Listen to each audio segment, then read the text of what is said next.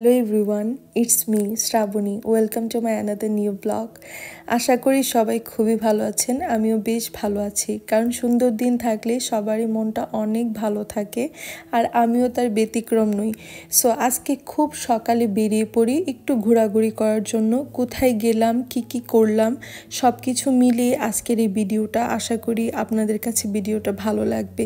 So এখন যেহেতু ভ্যাকেশনের time, আমার মনে হয় না যে সময়টা অপচয় করা উচিত, কারণ আমাদের জীবনে আমি মনে করি প্রত্যেকটা সময় উপভোগ করা উচিত, হোক সেটা কিছু সময়ের জন্য হলেও উপভোগ করা উচিত। তো আজকে যেহেতু খুব সকালে ঘুম থেকে উঠেছি, তো আমরা আরেকটা জায়গাতে চলে যাই, আরেকটা সিটিতে ঘুরতে। তো আজকে আপনাদের ওই সিটির কিছু সুন্দর সুন্দর জায়গা দেখানোর চেষ্টা করব। তো এটা হচ্ছে লিমোজের সবথেকে বড় ক্যাথেড্রাল বা বড় চার্চ বলা যেতে পারে। এই জায়গাটা কিন্তু অনেক সুন্দর, তবে আমি আগে বেশ কয়েকবার এই জায়গাটাতে গিয়েছি, কিন্তু কখনোই ওরকম করে ক্যাপচার করা হয় নাই। আর এই সিটিটাতে এক্সপ্লোর করার মতো অনেক জিনিস আছে। আসলে আপনি যখন কোনো সিটিতে যাবেন, আগে থেকে যদি আপনি জেনে যান যে এই সিটিতে কি সুন্দর জায়গা আছে, তাহলে ঘুরতে একটু সুবিধা হয়। এটা যে কোনো সিটি বা দেশের ক্ষেত্রে সব জায়গায় কিন্তু একই থিওরিটা কাজ করে। তো খুবই রৌদ্র ছিল, বাট দিনটা খুব ভালো ছিল। তো এখানে আমি দেখাচ্ছি একটা বোটানিক্যাল গার্ডেন। এই গার্ডেনটা কিন্তু অনেক সুন্দর। আমি একবার রাত্রেবেলা গিয়েছিলাম, তখন ওই রকমভাবে দেখা হয় নাই, কিন্তু এখন যেহেতু দিনের বেলা ছিল, তো এটা সৌন্দর্য খুবই আমার কাছে লাগছিল। এটা খুবই ভালো লাগছিল দেখতে গার্ডেনটা। আর গার্ডেনটাতে অনেকগুলো গাছ লাগানো ছিল, প্রত্যেকটা গাছের সামনে এরকম মার্ক করা ছিল যে এটা কোন গাছ, এটা কি কাজে লাগে এরকম। আর আমার কাছে সব থেকে ইন্টারেস্টিং লেগেছে এটা দেখে একটা দেশের কথা মনে পড়ে। আসলে আমাদের দেশে তো শাপলা ফুলের এরকম পাতার অভাবে নেই। আর আমি ছোটোবেলা থেকে এরকম প্রাকৃতিক দৃশ্য দেখতে আমার খুবই ভালো লাগে। আর এখানে কিছু রঙিন মাছ ছিল, একটা পুকুরের মতো ছোট টাইপের দেওয়া ছিল, এটার মধ্যে এটা ছিল। আর হাঁটতে হাঁটতে অনেক জায়গা দেখছিলাম, আর অনেক কিছুই ভাল লাগছিল। আর এটা মেবি একটা ছোট্ট মিউজিয়ামের মতো, মিউজিয়ামটা বন্ধ ছিল। আর এখানে কিছু জিনিস সংরক্ষণ করা ছিল, আই ডোন্ট নো এটাতে কি রাখা ছিল। আর তেমন স্পষ্টভাবে দেখাও যাচ্ছিল না, যেহেতু প্রচুর রৌদ্র ছিল।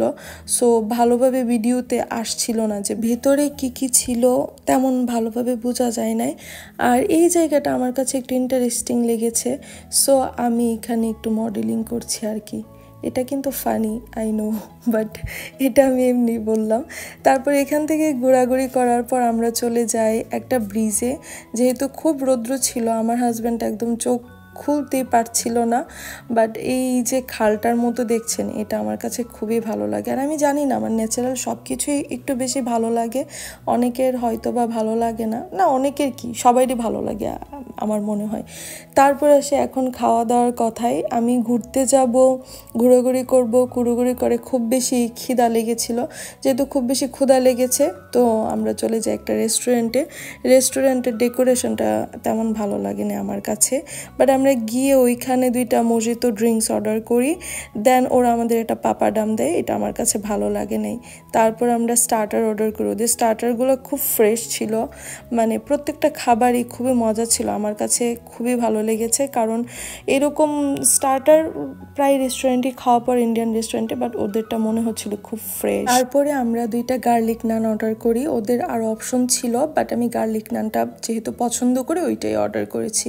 দেন আমি সবগুলা প্লেটে তুলে নিয়েছি, নিয়ে তারপর আমি একটু মজিতোটা খাচ্ছি। প্রচণ্ড গরম ছিল ওই দিন, আর গরমের দিনে এরকম টাইপের ড্রিঙ্কস খেতে খুব বেশি ভালো লাগে। এটা হয়তো বা অনেকের ভালো লাগে না, বাট আমার কাছে এই মজিতো ড্রিঙ্কসটা ভালো লাগে। নর্মালি আমি যখন কোনো ইন্ডিয়ান রেস্টুরেন্টে যাই, লাস্সি খাওয়ার চেষ্টা করি, ম্যাঙ্গো লাস্সিটা আমার খুব প্রিয়।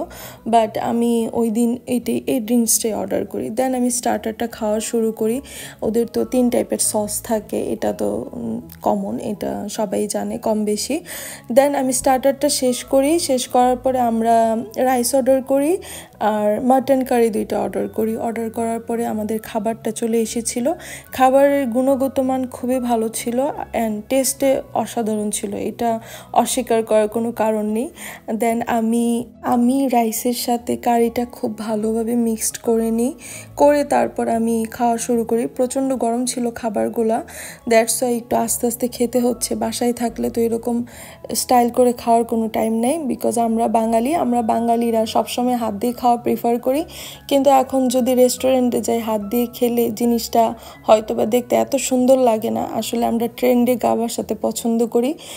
আসলে প্রত্যেকটা মানুষের স্বাধীনতা আছে, আমার মনে হয় কেউ হাত দিয়েও চাইলে খেতে পারে, বাট আমি যখন কোনো জায়গায় যাই, বাইরে যাই, স্পুন দিয়ে খাওয়াটা প্রিফার করি। যাই হোক, এসব আজাইরা পেল্লাপ বাদ দিয়ে এখন আসল কথায় আসি। খাবার ভালো ছিল, খুব সফট ছিল। আনিও কারিটা মানে মাটন কারিটা অনেক ভালো ছিল। গ্রেভিটা আমরা বলেছিলাম যে খুব ঝাল করে দিবেন। এই তো এতটুকুই খাওয়ার পরে আমাদের ডেজার্ট চলে আসে, আমার হালুয়া আসে। আমি হালুয়া মোটামুটি ভালো লাগে। আর আমার হাজব্যান্ড অর্ডার দেয় ক্ষীর, বাট সমস্যা হচ্ছে ওর ক্ষীরটা ওরা গরম করে দেয়। তার পরবর্তীতে ওর একটু পেটে ঝামেলা হয়ে যায়, কারণ ক্ষীরটা যেহেতু গরম ছিল, ক্ষীর ঠান্ডা খেতেই বেশি আমার মনে হয় ভালো। তারপরে এই তো ডেজার্টটাও গরম ছিল, বাট খেতে ভালো ছিল।